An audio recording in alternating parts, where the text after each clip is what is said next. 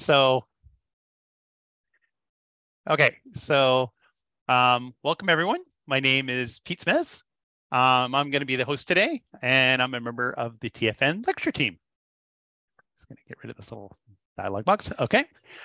So I wanted to start off with an acknowledgement of the land and the people of the land. So the Toronto Field Naturalists acknowledge this land through which we walk. For thousands of years, it has been traveled, a traditional land for the Wendat, the Seneca, and most recently, the Mississauga of the Credit River.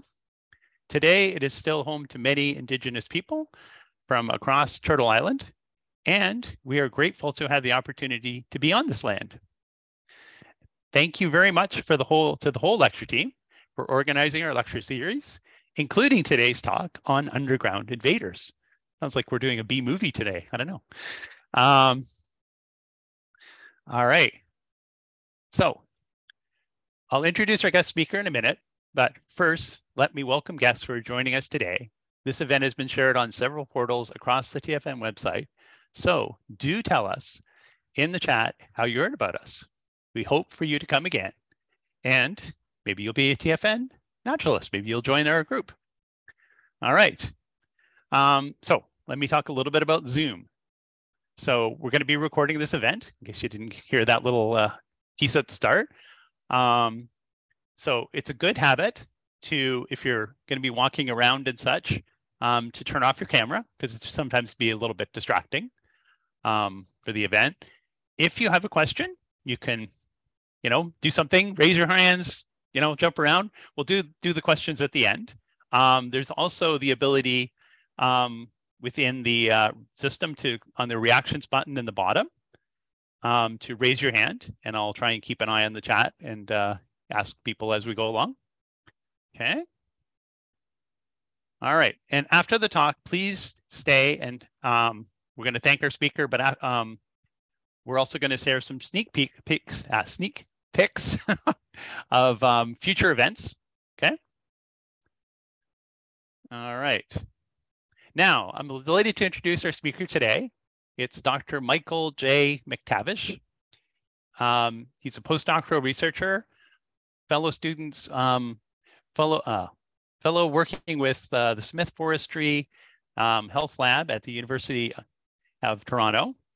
His current research includes biological control of non-native invasive plants, including Phragmites and garlic mustard, and ecology of non-native earthworms. So, all right.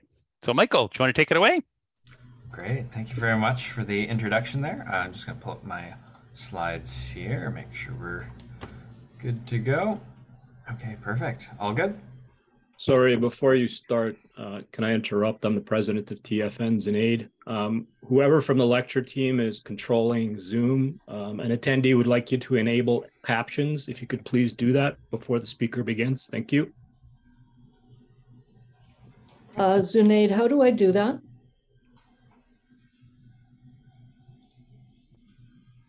Hang on a second. Not a problem.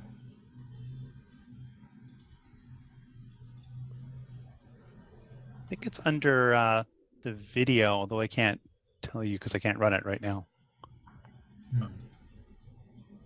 Yeah, I think it's under preferences. Hang on.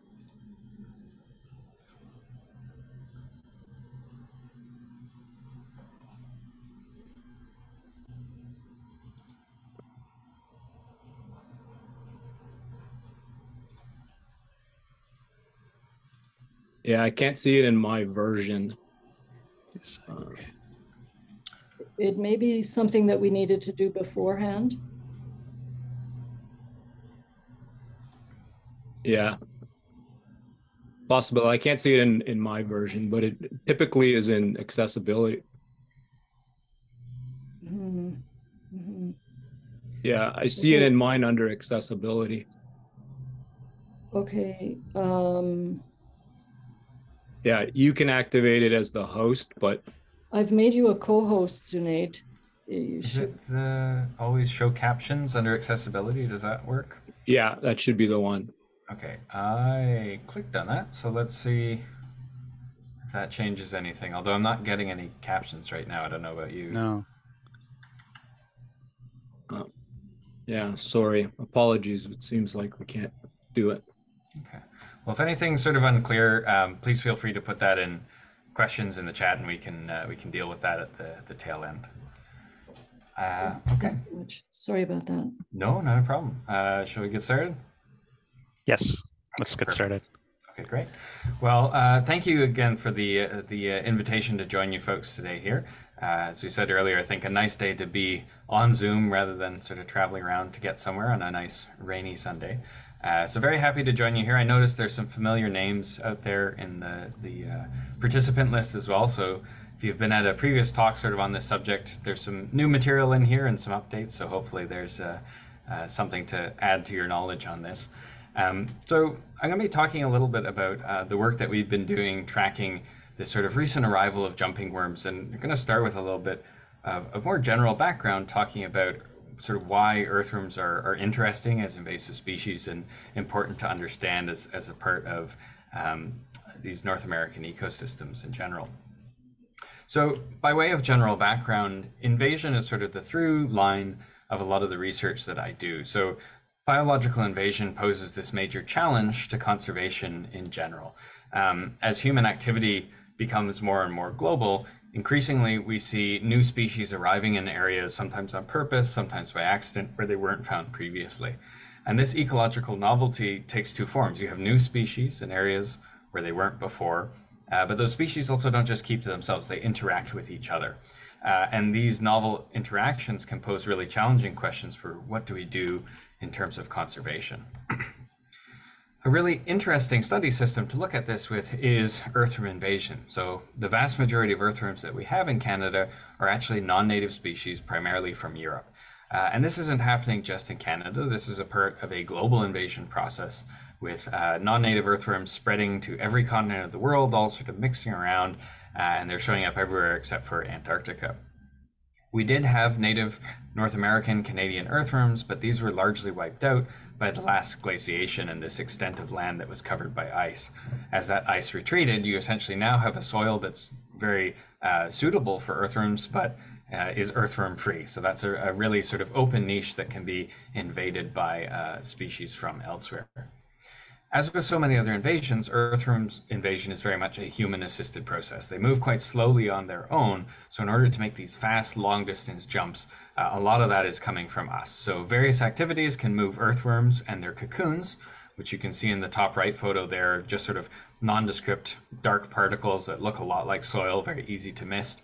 So these can be easily moved around in things like ship ballast, horticultural materials, the disposal of bait, especially in northern areas, any road work, or even the treads of vehicle tires or shoes. To give you an idea of what this process can sort of look like, let's say we have a hypothetical population, sizable population of earthworms somewhere. They can then spread potentially very long distances quite quickly by any of these pathways that have been identified, and now you have a small little local population somewhere quite far away. Over time, those grow and spread locally, so sort of, filling out the area around them, but with these large gaps between those populations. Any of these populations can, of course, then go on to become a source of invasion to new areas as well. And so it sort of tends to become a bit of a positive feedback cycle. The pertinent question that comes up a lot is, are earthworms good or bad? Because we tend to hear different things about this. And the somewhat unsatisfying answer is very much that it depends. It depends on the context. There are a lot of situations where earthworms are what we want to see. They're decomposers. They help break down organic matter in the soil. That can provide nutrients, that aerates the soil. You get this bioturbation, basically a tillage effect, which is really good at making conditions favorable for plant growth. So this is great in a garden or an agricultural system that tends to be very productive when there are plants that can use all those nutrients. The situations where we tend to talk about earthworms as sort of a bad influence tend to be situations like Canadian forests or grasslands that are not adapted to earthworm conditions, at least not for the last 14,000 years or so. The very rapid decomposition of organic matter that sits on top of the forest floor, so if you think of sort of the leaf litter and other debris that normally accumulates, they break that down very, very quickly. That can expose the soil underneath, which means that seedlings trying to grow in that area that are used to having that protective layer now struggle. They're exposed, they can be grazed upon, and nutrients that are being made available can be lost if they're not being used as quickly. You can also have physical effects, as that sort of material that they convert it into is very granular and can be very susceptible to erosion. And that's a major concern, especially in places with a slope like a ravine, for example. One of the challenges is that these good and bad situations are different, but they can become connected. So often the situations where worms are a positive thing, like a garden or a field, can be a source of invasion into nearby natural areas through the pathways that we've already identified. So the stars of today are, of course, jumping worms. What we've been talking about so far is mostly this first wave of invasion. So this is the movement of species primarily from Europe, from the 1500s with sort of early European colonization overseas into North America. And this is a process that's ongoing to the current day. So with globalization, we have new material coming in all the time. What's more recent is this so-called second wave of invasion. This involves a group of different species, now primarily from Asia, and is much more recent. So we sort of think, at least in the US, we're looking at more mid-20th century, and it's becoming more common. We're going to refer throughout to jumping worms broadly, but an important thing to recognize here is we're actually talking about a group of different species. So in North America, we have 16 species of these ferritomoid earthworms that we call jumping worms. They're from 12 different genera, and they're mostly from Asia. They also go by a number of different common names as well. So jumping worms is maybe the most common, and it's what we'll use, but you may also hear them referred to as snake worms or crazy worms or other sort of local names for them, but we're all kind of talking about the same thing here. A reasonable question is, are jumping worms actually different from European earthworms in any ways that sort of really matter? And they are different. They tend to be very shallow burrowing, so you tend to find them very close to the surface of the soil. Most are parthenogenetic, which means that they can reproduce on their own, which means that they're very good at forming a new population, even if there are only a few individuals. Unlike a bunch of our European earthworms that can live for multiple years, jumping worms also have an annual life cycle. We're going to take a look at this in a little more detail later, but basically they overwinter as cocoons in the soil, dormant, those small little particles. They hatch in May and June as juvenile, very small worms, and then they mature into adults through the summer and into the fall. They lay eggs, and then the adults will die off as winter sets in, and then the cocoons continue on to form the next generation. All of these traits together essentially make them organisms with a very rapid life cycle that makes them effective invaders that have dramatic impacts on soil structure and the function of these invaded ecosystems. Earthworms have long been recognized as really important to soils. They've been kind of called these architects of the soils or ecosystem engineers. And this isn't actually an idea that goes all the way back to Charles Darwin. Darwin's last book, though certainly not his best known, was actually about earthworms and sort of the ways in which they shape soils and the plants that grow in them. In the broadest strokes, earthworms are ecosystem engineers because they substantially modify habitats. So when they move into a soil, they change that soil in really fundamental ways. Those changes can alter the survival and growth of individual plants. Some plants actually do better, and some do worse. Taken together, all of these changes means that you get shifts in the overall vegetation community. It's a fundamentally different forest or grassland before and after earthworms arrive. And from a conservation standpoint, we generally consider that to be a bad thing, especially if we're losing rare biodiversity that isn't found anywhere else. Jumping worms convert organic matter, as we described, as decomposers and sort of mix it with topsoil into a layer of this material that we call casts or castings, which is basically just a fancy science term for worm poop.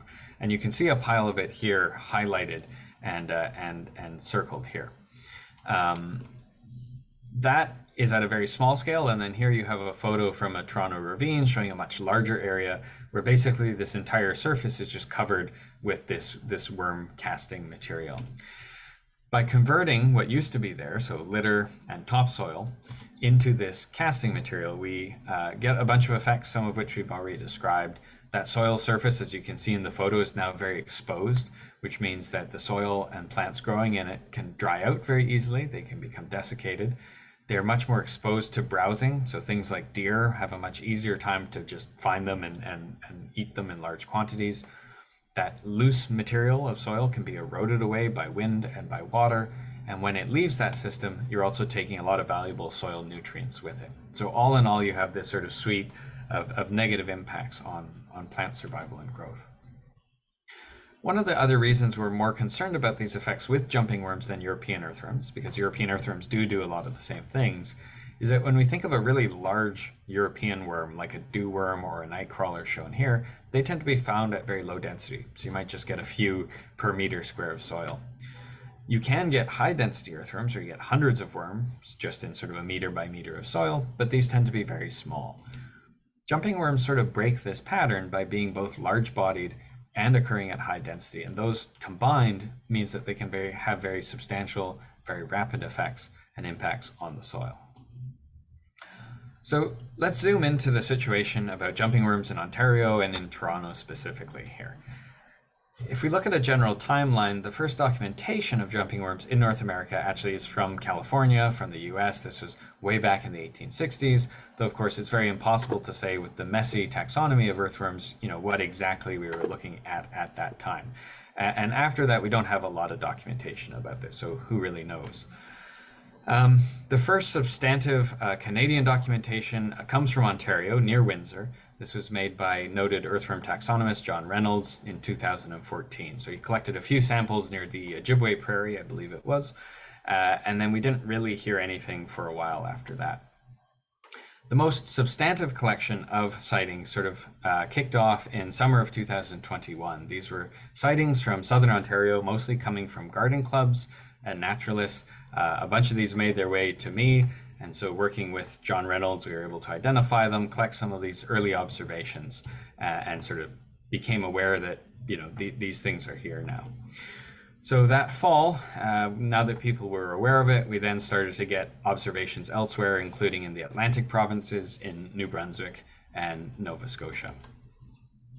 So we're sitting right at the very early days of a new biological invasion. And the real priority at this point is to figure out, well, where are they? How are they moving around? And how do we limit that? So to facilitate this, we weren't expecting to work on this project that first summer, but it was important to document what we were seeing. So we did an informal collection of observations from community scientists in summer and fall of 2021.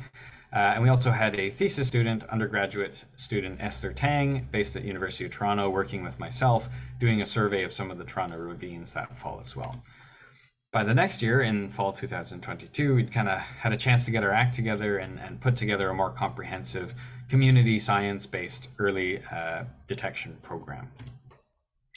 So that first summer and fall, this is an example of the little info sheet that we put together very quickly with some ID sort of features and information and contact. At this point, we just had people emailing observations directly to myself, so we sort of sent this around haphazardly and just collected whatever people sent back to us. The following year, we were able to put together something a little more intentional.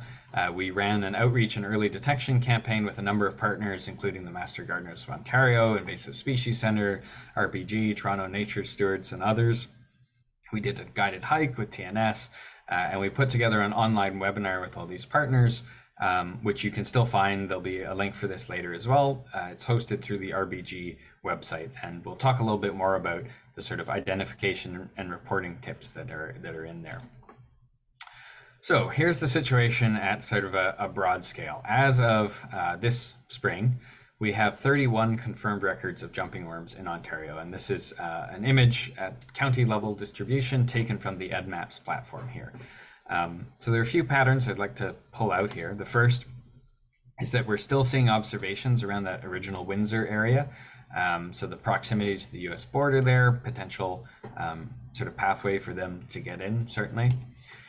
We see a lot of clustering of observations around the GTA, Hamilton, the Tri-Cities areas, although it's useful to keep in mind that this may also just be a function of how many gardeners there are in these areas. With lots of people looking, there's a higher chance that you're going to find something. And then we see a northern extent that doesn't go too far at this point, but is reaching towards the Georgian Bay area here. You'll notice that there's a lot of gaps, a lot of counties that aren't filled in on this map. But again, important to remember that absence of proof is not the same thing as proof of absence. So we don't know that they're not here. More truthfully, we know we don't know what's going on in these situations. So it's really important to have more eyes on the ground and have an awareness and sort of be looking for where they are as that changes over time. As a quick reminder, we're saying jumping worms, but again, this is multiple species. So far in Ontario, we're looking at a collection of 5 species of jumping worms, which is still a subset of the 16 that they have in the US right now. When people were submitting observations, we also got some supplemental information about, for example, what kind of habitats they were in. So the vast majority of these sightings were coming from gardens. Again, this is probably in part because jumping worms tend to move through horticultural materials, and also gardeners are very proactive often about noticing that something is different and reporting it in, which we really appreciate. We also got some sightings from trails and parks, sort of more conservation areas, and a few oddballs like sort of a grassy yard, an individual potted plant that was actually indoors at the time, and even a terrarium. So a variety of different habitats, but mostly gardens. So kind of going hand in hand with that, we see that most of the lands that these were coming from tended to be private residences, though again, also park, conservation areas, a couple of schools. Again, I wouldn't take this as these are the only places that jumping worms show up. This is more who has reported back to us so far.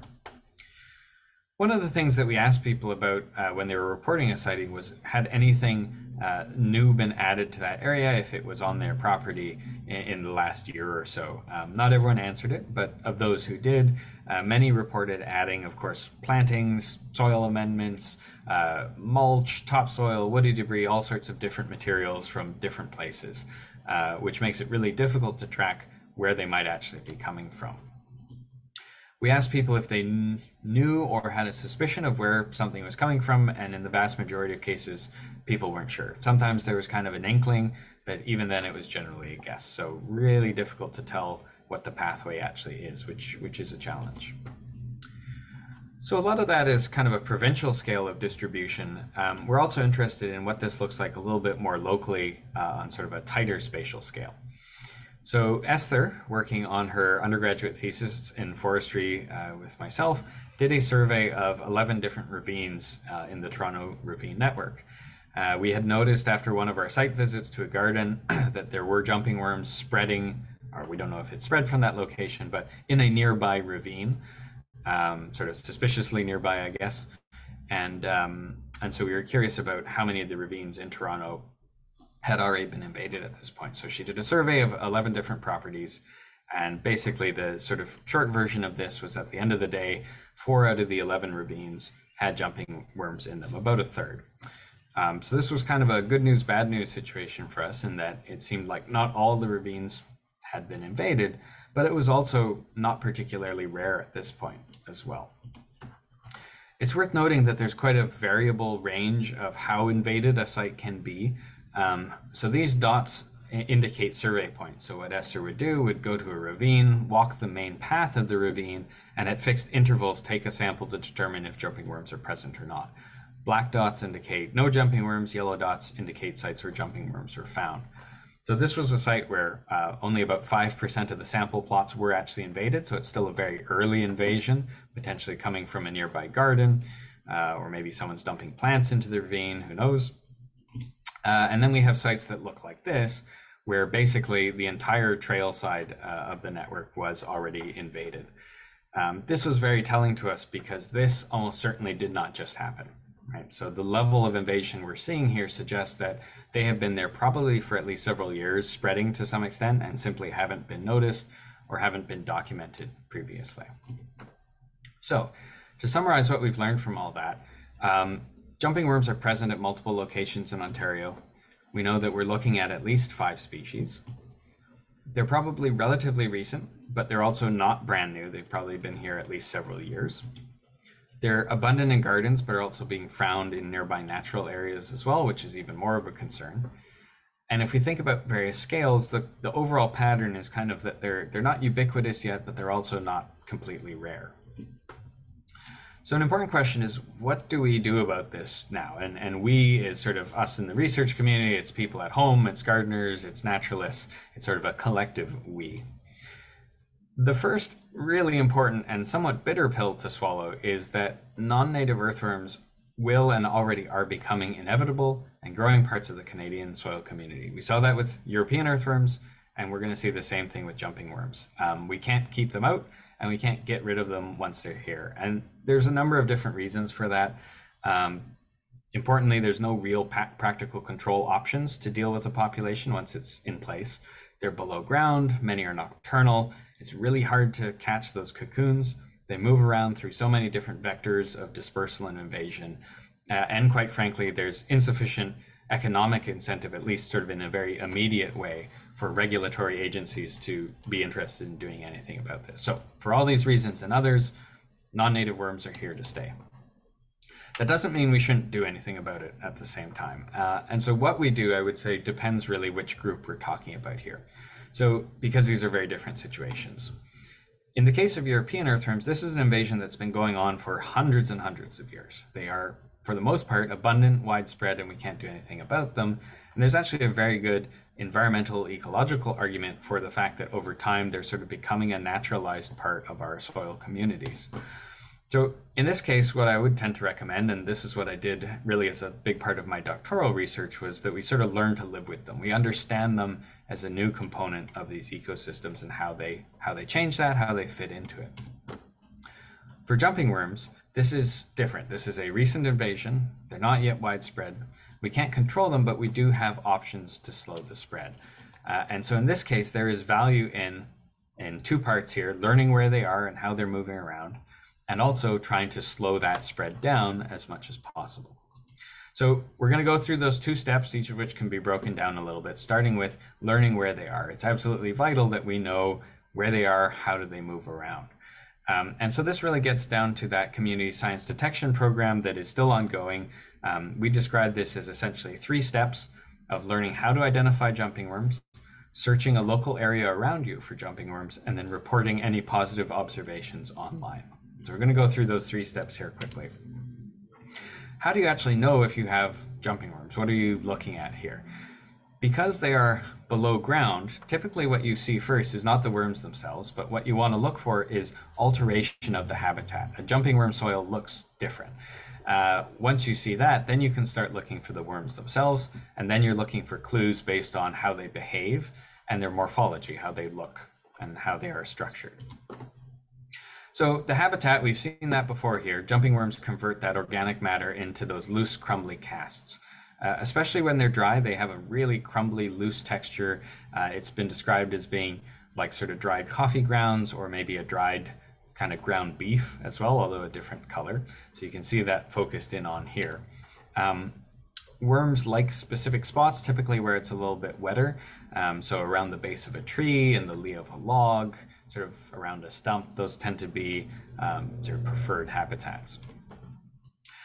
Jumping worm casts tend to be spread more evenly across the ground, sometimes across very large areas of the ground. So again, basically anything that you're looking at here that's not litter or plant material is jumping worm cast, that sort of dark background.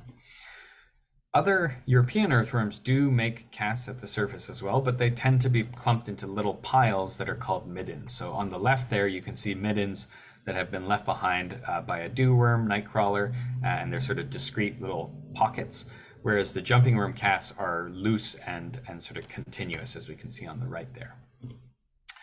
In areas where they're heavily invaded, those casts can be either very shallow or quite deep. So this was a Toronto ravine site, and all that material, it looks like dirt, but it's actually casts, and it's just sort of a loose sort of pile of that. So you can see here in the video, just sort of passing a foot through that and a hand, and you can see it's just really kind of loose and crumbly, especially when it's dry.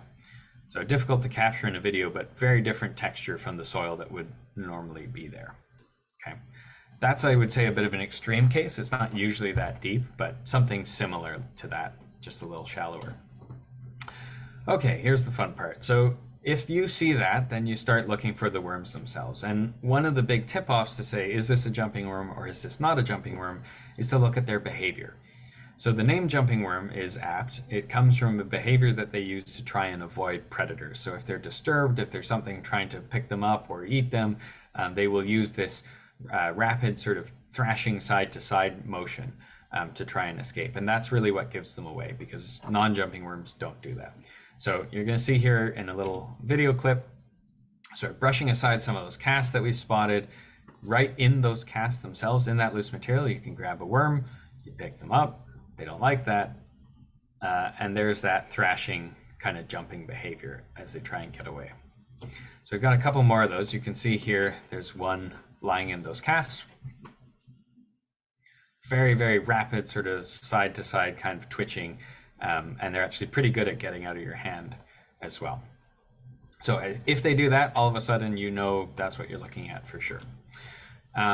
This is a video actually supplied by staff at RBG. This is right alongside of a trail and some sort of loose casts and mulch material. It's a pretty quick video, but you can see just how close to the surface these worms can be and kind of what the densities can look like. So you're going to see here, brush aside, and right very close to the surface at high density with sort of that twitching behavior. We don't have this in a video, but another thing that they will do, again, as a defense against predators, is that they will self-amputate part of their tail if disturbed. And not all the time and not all species, but it is a bit of a tell as well. So you can see here an individual that has basically dropped the back part of its body in a bid to try and attempt being eaten. So the other thing you can look at is the morphology of the actual worm themselves. So they are fairly distinct from non-jumping worms as well. So here we have on the left a jumping worm, on the right a European dew worm nightcrawler, and they're actually quite different. So jumping worms tend to have more of a smooth, kind of shiny body overall. The coloration tends more towards gray or a gray-brown, in contrast with more of a browny red on a lot of, or pale on a lot of European worms, depending on the species. This structure here, this ring kind of near the head, is called a clitellum. It's a reproductive structure. It's only found on adult worms. So juvenile worms of any kind won't have this. So you can't use it unless you're looking at an adult. But if they are an adult, on the jumping worms, this is a full milky white ring. So as opposed to kind of a red-orange, it's milky white, and it runs all the way around the body. So if you were to flip the jumping worm over, that ring just goes all the way around continuously. On a European worm, it sits kind of more like a saddle, and it's disrupted at the bottom. So if you flip them over, you'd see a break in that clitellum structure. It's important to remember as well that you want to think about what to expect at different times of the year. So because of this annual life cycle, you're not going to see them all the time. If you're looking in the late fall, the winter, even the early spring, they're still cocoons in the soil. They haven't necessarily hatched, so there's really not a lot to see. Once they start hatching in the spring and into the summer, there are juveniles, and you can see them, but they're fairly small, and the ways in which they alter the soil are a lot more subtle, so it's still difficult to tell. In general, it's the late summer, early fall, mid-fall, when they are the most obvious. They're the largest, they are adults, so they're easier to ID, and they've had a whole sort of summer of time to modify that soil, and that's when it's really most obvious. And I know that can be a frustration for those of us who are trying to be thoughtful about being careful in the spring with planting and gardening activities. The kind of frustrating thing about this system is that's actually a really challenging time to try and figure out if you have jumping worms somewhere, because fall is kind of best for that. So once you're a jumping worm ID expert, this next step is to sort of search your local area or materials that you have access to. So this could be a garden, a park, or a trail. It doesn't need to be an active process. It can even just be, you're walking along and generally keeping an eye open for this. The other thing that can be done if you have access to sort of gardens would be inspect any incoming horticultural material, plants, soil, mulch, that sort of thing for jumping worms. So again, look for habitat alteration first. So look for cast, look for that coffee ground beef kind of material. If it's present, you can look in that for the worms themselves, and you're trying to figure out if it's a jumping worm or not based on behavior and morphology. So does it thrash when it tries to be picked up? Does it have the ring-like clitellum, and so on? If you do find what you suspect to be a jumping worm, then it comes to a reporting step. So take photos and video of the casts and of the earthworms themselves, and then upload that to the EdMaps platform. And we'll take a closer look at this in a second here. So it's great if you know that you have jumping worms here, but it's especially useful if we can find out and sort of get observations from all sorts of community members across the province, and we can put that information together into a database and do something with that. The platform that we're using for collection is EdMaps, and this is sort of a community science portal for reporting on invasive species sort of distributions. We're using this instead of the more familiar iNaturalist just because of some of the government partners that we have on this, and because the EdMaps platform is better suited to the kind of data we're trying to collect. So there's an online submission process where you can sort of indicate the location where you found it. If it's on your property and you don't want to disclose an exact location, you can submit a private observation that just kind of gives a general area. That's completely okay and still useful for us. There's also an additional comments field, which is really useful if you're submitting an observation to put in any other information that you think might be of interest. So when you first noticed them, do you have any ideas about where they may have come from, any materials moved onto the site, that sort of thing. EdMaps allows you to submit photos with the observations. It unfortunately doesn't allow you to submit video, but that's still really useful because seeing a video of that thrashing is really kind of the best clue that we can get.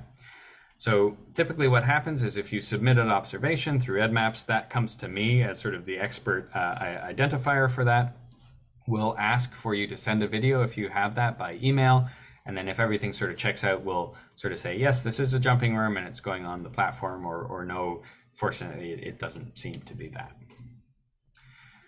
The second piece is, in addition to sort of reporting on where they are, is trying to slow the spread. So we've said jumping worm invasion is inevitable. There's nothing we can do about that. But it's still really important, still really valuable to try and slow that down as much as possible. Our natural systems are facing so many threats right now, from climate change, other forms of human activity, other invasive species, that basically if we can slow down their exposure to this additional stress, that's going to give them more time to adapt through resistance, to learn to eat jumping worms as a new sort of valuable food resource, and so on. Basically, their ability to weather the storm is improved if that storm approaches very, very slowly. So slowing the spread is an important objective here. The way to do that is, as we've kind of said already, watch for new populations of jumping worms. So looking at areas like a garden, nearby natural areas, potted plants that are brought in, any soil amendments. And then trying to manage very small contained infestations where practical. This is an area that we get a lot of questions about. People really want, understandably, options for how to get rid of them. What do I do if I do have them? And unfortunately, there's not a lot we can do at large scale. As we said before, we don't have great control options. If the infestation is very, very small, so if it's in a raised bed, somewhere contained, or a potted plant, or just a bag of soil or something like that, we do know that heat is effective at killing juveniles, adults, and the cocoons. So if you solarize a material and are able to achieve temperatures greater than 40 degrees Celsius for 3 or more days, that will effectively sterilize that material. And then that can be disposed of. Any worms in hand can be euthanized in alcohol or in soapy water. This can work if the situation is very, very contained. Unfortunately, there are, from my experience, currently no scientifically supported, safe, effective best management practices for anything at a larger scale. There are communities online and sort of people talking about options of sort of different tricks and things that they're trying to do to control them. I was at a conference where someone talked about actually running around their backyard with a little blowtorch, kind of cooking them. Can't support that as a good option. People have all sorts of nasty stuff that they can pour onto a soil, bleaches, other sort of vermicides and things like that, that will kill the jumping worms, but will also kill everything else in that soil as well and be very nasty and toxic. So really, there's no best management guide for this at a larger scale right now, unfortunately. What we can do, rather than try and control them, is again, try and slow and limit that spread to new areas. So if we know that they're in a location, they're probably there to stay, what we want to do is try and slow down how they move from that area to other areas that haven't been invaded yet. So looking at things like new plants, we know that this can be a source of jumping worms and cocoons, especially likely if they're coming in a soil-based medium or have come from a garden, that they've been in a bed for a period of time and there's potential for infestation to occur there. Similarly, any plants that have been mulched or tropicals, especially that have been imported long distances or overseas, tend to be higher risk. So really inspecting any new plants that are brought in, looking for those casts, looking for worms. And if you are working from an area that has jumping worms, avoiding sharing plants out of that infested area elsewhere. I just added these this morning, actually. These were sent over by folks with the Collingwood Garden Club. So they had, in preparation for a plant sale that they were doing, had opted to go for a bare root model, which is a really time-consuming but very effective way of trying to limit jumping worm spread, washing off right down to the roots themselves and distributing that material instead to limit the risk. So these are photos of a sort of root washing and water screening system that they had developed for their plant sale starting this year. So basically a receptacle over which they've got a couple of screen mesh materials and then a finer mesh that's used for capturing out of that wastewater any larger soil particulate. So one of the concerns is you can wash off the roots, that's great, but if there are jumping worm cocoons in that, you don't want to just dump that wastewater into the garden because that can be a source in and of itself. So using more of a mesh to trap that material, which can then be solarized and disposed of safely. So I just wanted to sort of include this here, as I thought I was really impressed by the system that they've got going. So if someone's looking for something similar, Collingwood's got it figured out, it seems. In addition to the plants, of course, mulch, soil, compost do seem to be potential pathways for jumping worms or jumping worm cocoons as well. In general, because we know heat can be effective, if you can prefer materials that have been heat treated, that decreases the risk. Though we also know from colleagues in the US that if you have a large compost pile and you heat it up, jumping worms can just leave that pile and then come back into it once it's cooled off as well. So unless it's really contained, it's not a perfect solution, but it can be helpful. And finally, because cocoons can become trapped in treads of things like bike tires or boot treads, just general good practice for invasive species management, aiming to clean off or knock off footwear or tires when moving between different areas is always a good practice.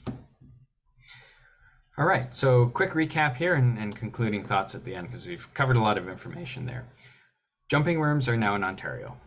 And they are spreading. This is fairly new. They're here and they're going to become more common.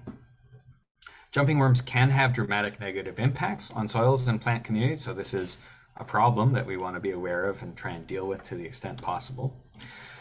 There are no practical large-scale control options, and further invasion is 100% inevitable at this point. However, there's still considerable value in learning where these worms are, how they spread, and trying to slow that spread down. To do these two things, what we want is early detection and monitoring efforts, and anyone can get involved with this. Just know what to look for. Search, even just passively, kind of keep an eye open for jumping worms in the area around you. And if you do see something that you think might be a jumping worm, report that through the EdMaps platform so that gets back to us. And then trying to slow the spread. So watching for jumping worms. If there are jumping worms in an area, trying to remove and manage very small populations using heat. But if it's larger, trying to really limit the spread to new areas and keep them contained to the areas that they're already found in. If you're looking for more information on this topic, I would point you towards the Invasive Species Center has a profile written up on jumping worms. It's got lots of great information and links to other resources that you can check out. We've collaborated with them on developing that, so lots of good information there. The webinar that we did last fall for the Community Detection Program is still up. It is hosted on RBG's YouTube page, so there's a messy YouTube link here, but if you just search RBG and jumping worms, that should take you right to it. It has a lot of the same information that we talked about today, but goes into more detail talking about the EdMaps platform, how that reporting looks. We had Brookshire from the Invading Species Awareness Program talk about EdMaps in general, so a good resource that you can check out as well if you're interested. And of course, please feel free to contact me directly. This is my work email here, so if you're not sure about something, please feel free to get in touch. This has been a project that we didn't really expect to be working on because it was sort of a surprise to find them a couple of summers ago. But it's an important invasion and one that we want to keep an eye on. So we really appreciate our many collaborators and supporters who've really pivoted on this and pitched in. And a huge part of that has been, again, these gardening and naturalist sort of clubs and individuals have really been the main supporters through all of this. We literally would not have known about this if there weren't people who sort of cared and thought so much about the areas in which they sort of live, work, and play. So we really appreciate that attention to detail and that care. And with that, I think I've got some time and happy to field some questions. Well, that was awesome, Michael. Great, At least I'm no longer worried about keeping my windows shut at night. Doesn't sound like they can jump that high. I haven't seen it yet, but fingers crossed. Yeah. All right.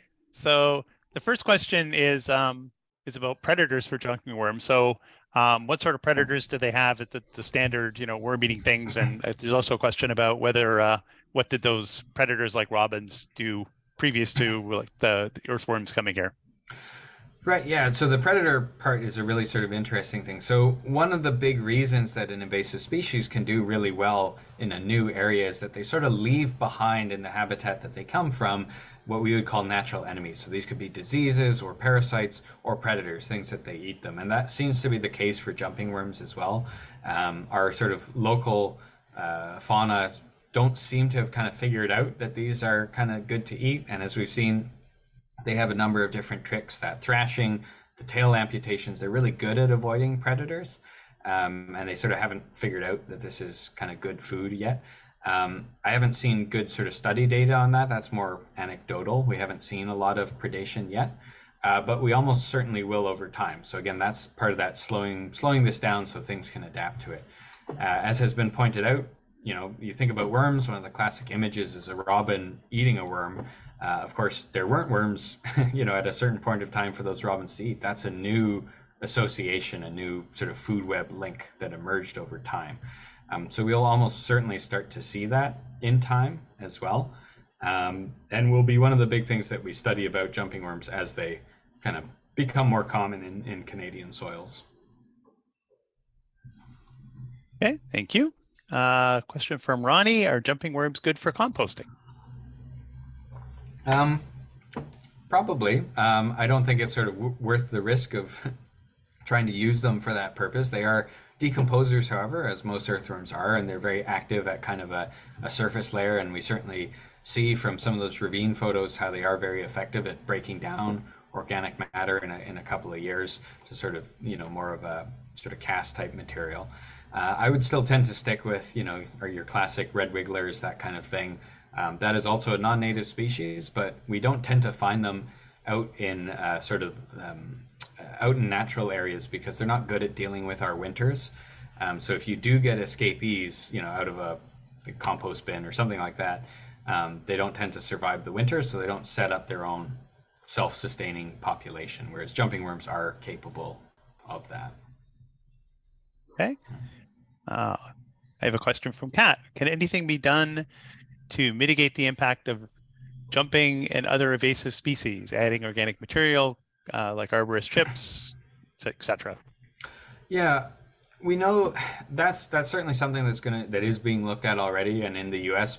As well, because they've been dealing with this for more years than we have as well. What works for this?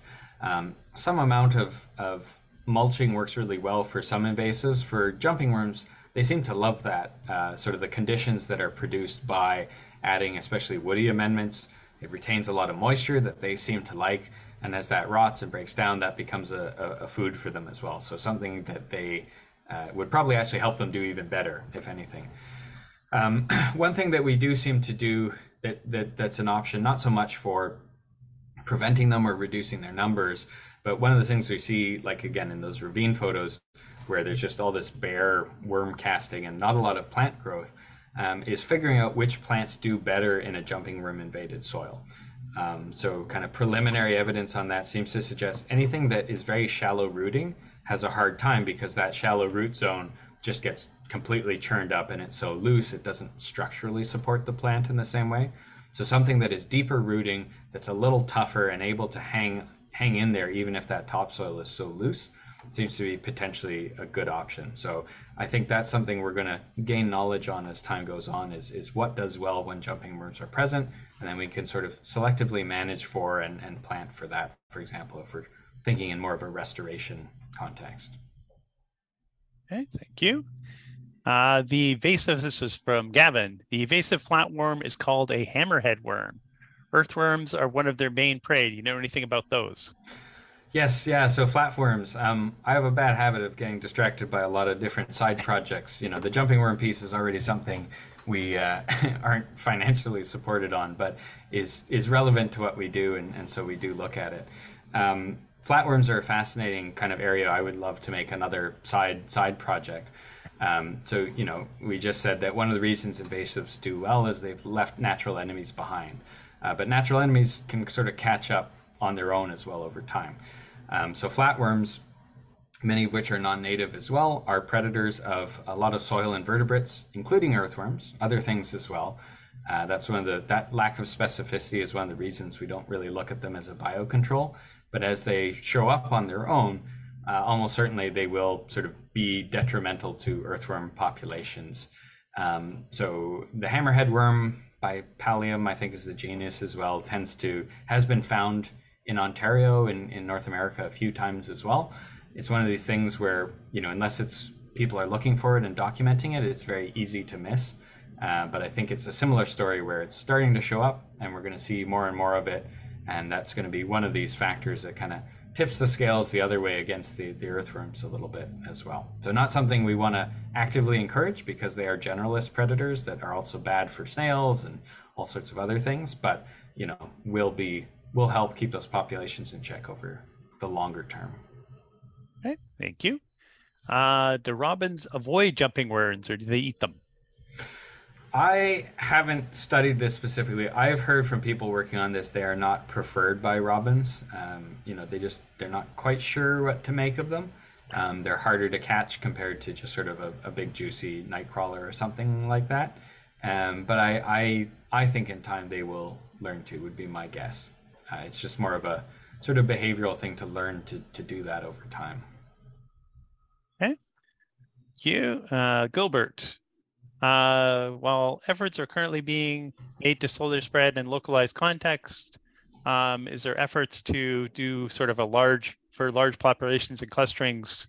Is there sort of, are we trying to like prevent that from happening? No, would be sort of the short answer to that, I would say. The lack of actual tools to sort of remove them once they're present is really just not, the absence of that really limits what can be done. So once they're in an area, especially a large area, that's kind of it. And then it's about containment and mitigation at that point. Yeah, and really to work at a larger scale like that, again, it's that regulation piece, right? So you need regulation on horticultural, nursery sort of trade, imports, inspections, all that kind of thing, which is going to be probably not super effective because they are really easy to miss and very expensive, and there's no good financial incentive or no perceived financial incentive to do that. You know, there are, of course, biodiversity costs, and you can put ecosystem service price tags on that, but it gets very kind of complicated, and there are a lot of other priority invasive species, so not something we're likely to see. So it's sort of on more of an individual kind of impetus to do what we can where we can. Okay. Ronnie's thinking we should feed him to the raccoons. There seems to be lots of raccoons around, so we could teach them to like him. Man, that's a good control. They're another one I suspect they're going to learn on their own pretty quickly too. No. Pretty much eat anything. Yeah. All right. I think I got all the questions. If I missed any, I apologize. If I don't see any hands raised, I see most of them through chat. Is there something from Allison as well there at the end? Or are there a few in the chat towards the end, maybe? Yeah, I see a couple about robins. Just looking through these. I think we got them all. A couple of them were comments. There's a question from Janet and one from Allison, I think, in the chat. So Janet, I bet American robins would catch on quickly since they thrash around the leaves looking for litter. And so yeah, so that one was more of a comment, I think. Yeah, there's one after that Oh, about got it. Oh, that one. I just see it now. Okay. Yep. Awesome. Thank you. Okay. Would the spread of jumping worms stop at the boreal forest? Yeah, so jumping worms, it's sort of a southern distribution, so they haven't got too far north at this point. We are looking at, with European earthworms, invasion into the boreal is its own kind of concern. They've certainly been found in that area. I know I've had colleagues who've documented European earthworms, like under snow way up north. They are surprisingly resilient to a range of different kind of conditions. The sandy soils are a problem.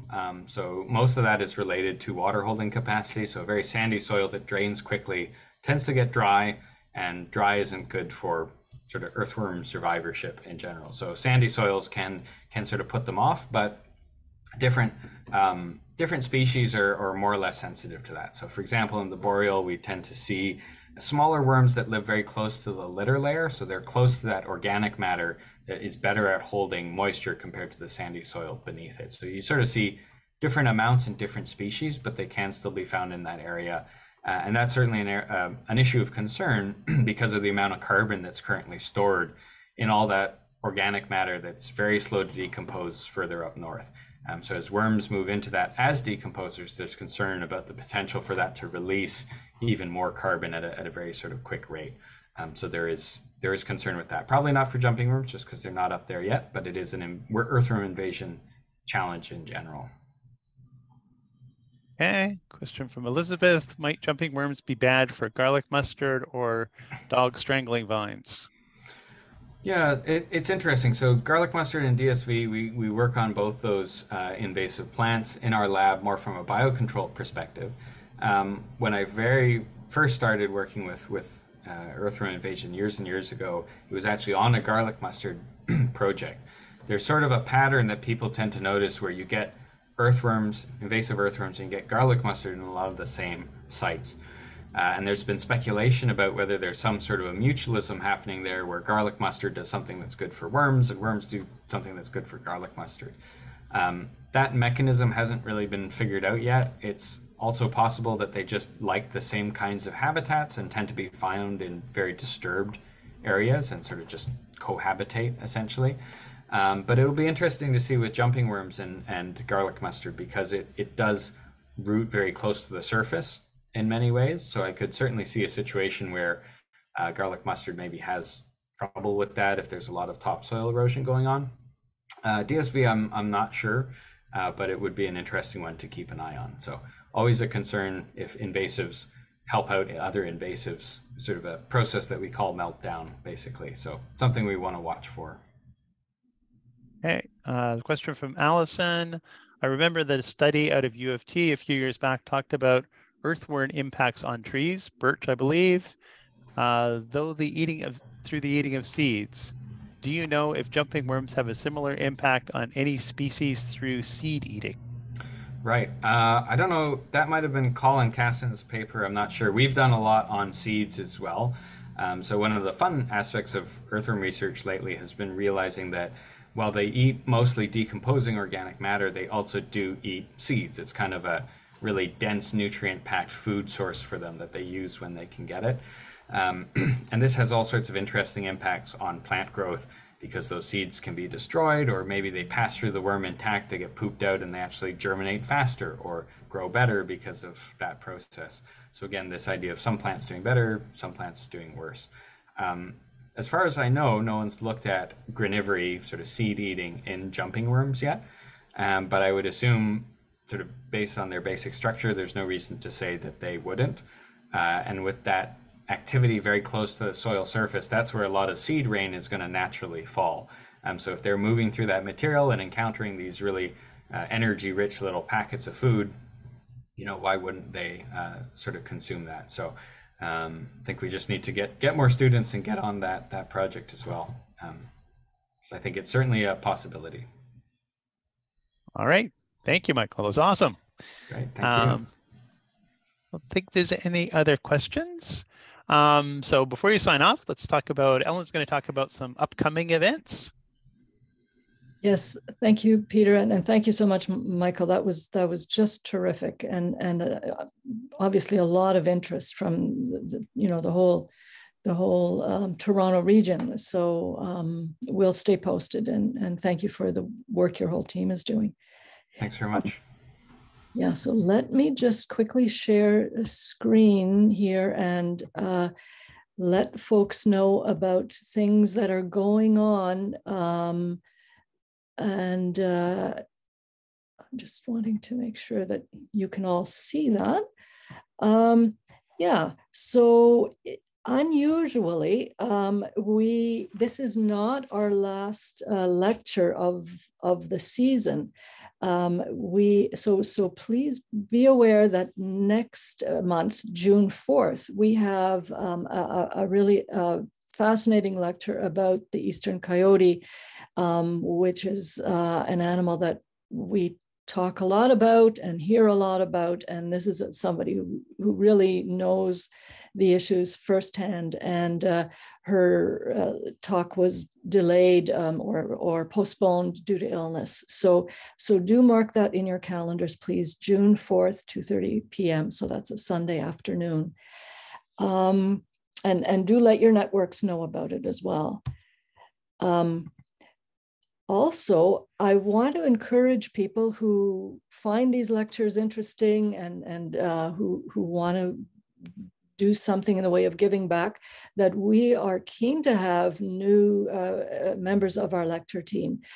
Obviously, we're doing what we can to raise more awareness about urban nature and to connect the community with each other and allow events and conversations like this. And there's a lot of logistics that goes on behind the scenes. And if you think you could help, all our work is really online, so we don't have in-person meetings. But there's our email, lectures@torontofieldnaturalist.org. And do let us know, because we'd love to have you on our team. We have our fall lectures all lined up, and I especially want to draw your attention to September 10. It's a Sunday afternoon. We have 2 PhD candidates speaking on urban ecology topics, milkweed and the ecology and evolution of milkweed in an urban setting, and also rapid adaptation in white clover, which is an invasive species. So that should be a really interesting set of conversations that we'll have together on September 10th. So mark that in your calendar as well. It's May. We have all kinds of wonderful walks happening for our members, and we also have public walks. And this month we have events at Tommy Thompson Park. We have another Miles Hearn Memorial Walk coming up, Aggie's annual Mother's Day Wildflower Walk, which is something that's a lot of people are very fond of. We have 2 sites that are very top of mind and in the media these days, both the Science Center and Ontario Place. In fact, we have 2 talk walks this month going to Ontario Place. So do look those up and do join, because this is the weather, this is the time of year. And let's not forget that the Toronto Field Naturalist is turning 100 this year. So this is a really big event, and we're going to have a whole year's worth of celebrations. And for the moment, I'm really just going to let you know that we will be recreating TFN's early walks. We have some special lectures in mind, a photo exhibit, and volunteer appreciation events, and all kinds of other events that are still in the works over the coming year. Zune, did you want to add anything to that, or? Yeah, well, just on the walks for May, 2 of those listed are public. The Aggies Walk is a public walk. My walk in Ontario Place on May 27th is a public walk in partnership with Ontario Place for All. On our 100th anniversary, yeah, we have a lot of great events, 2 photo exhibits, one this year, one next year. One next year will be focused on over a century of photos of our ravines. And then we have some parties for members and our volunteers in the works as well to celebrate our 100th year. We will also be doing some special stewardship activities, events, one in conjunction with the City of Toronto. Super. Yeah, it sounds very exciting. Okay, well, that was it for announcements, and thank you everybody for attending, and look out underfoot, and we've all learned what to look for. Okay, take care, everybody.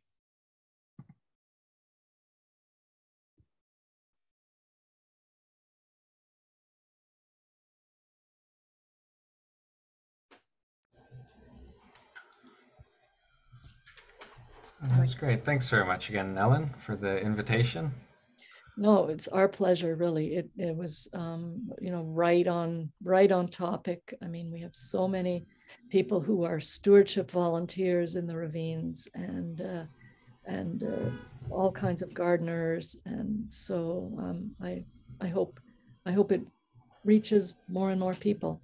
I mean, really, you need to be on CBC Radio. Perhaps you already have been, I don't know, or maybe it's in the works. We've had a couple of stories, and sort of, these things tend to come in waves. Someone does a story and then everyone else piles on it as well. So we had a flurry of activity, I guess, last fall, and sort of we'll see again. So I'm hoping to be able to do a similar push this fall and get the word out, get some good observations in.